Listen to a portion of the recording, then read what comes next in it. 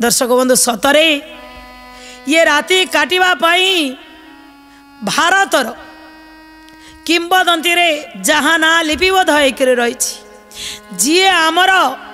आदर्श जी युवक मानकर आइडलर जहाँ को देखी युवक माने आगु को चलती जहाँकर जीवनर स्वप्न थिला उठ जाग्रत हुआ रुह नहीं जेतबेला पर्यंत लक्ष्य प्राप्ति है नहीं से पर्यंत चल गोटे मंत्र को नहीं जो विवेकानंद जाई अमेरिकार चिकागो रे पहुँची गले राति काटिया पाई तांको घर टीए मिलला नहीं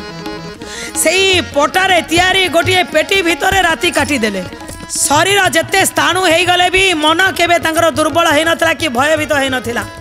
केही शक्ति जाइकरी से चिकागो रे पहुँची गले जो शक्ति आउ कहा माध्यम रे पहुँचिकरी तांको डाकी आनिले एवं शेषरे नहीं से विवेकानंद को सर्वधर्म सम्मिलनी रे पहुँचे देले। एटी विवेकानंद कहते से दिन थिला 1893 मसीहा सेप्टेम्बर मास 11 तारिख मो जीवन गोटे अविस्मरणीय दिन जेतबले मु स्टेज उपरे ठिया होइकरी मोर भाई भौणी माने बोली संबोधन करिकरी कहीदेली भारतीय संस्कृति परंपरा को देखी जो माने प्रथमे मु ओल्हैथिली हसुथिले मते देखी मते उपहासित करुथिले मते चारिपटरे मोर घुरी बुलुथिले अरे पगड़ी पिंधिची अरे गोटे गेरुआ पिंधिची देखिक मते हसुथिले सेई माने मोर फोटो को नहीं बड़ बड़ अक्षर रे विवेकानंद पोस्टर तले लिखिदेले Swami Vivekananda a man from India लिपिबद्ध करिकरी कार्डबोर्ड रे थोईदेले तांकर जगह आउ तांकू सबुठारू से दिन श्रेष्ठत्व मिलीगला से विवेकानंद आखिर धार धार लुह झरी पड़ा प्रभु तुम्हें एतिकी भागर मते विजय दियो आज आनी कोठी ठिया करदेल निश्चित रूपे ये जीवन मोर ये समाज पाई मोर भारतीय वासी ये जीवन चली जाऊ।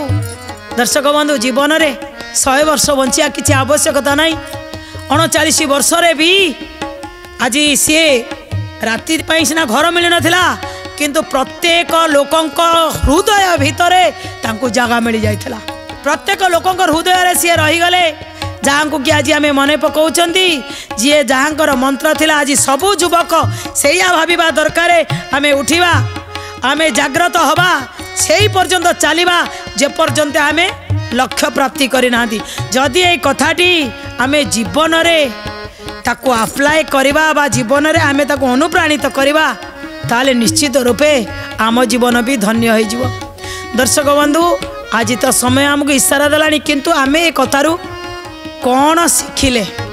ना आमे शिखिले जे पर्यंत आमे लक्ष्य प्राप्ति करना से पर्यंत आमे उठिबा सोई रहिबानी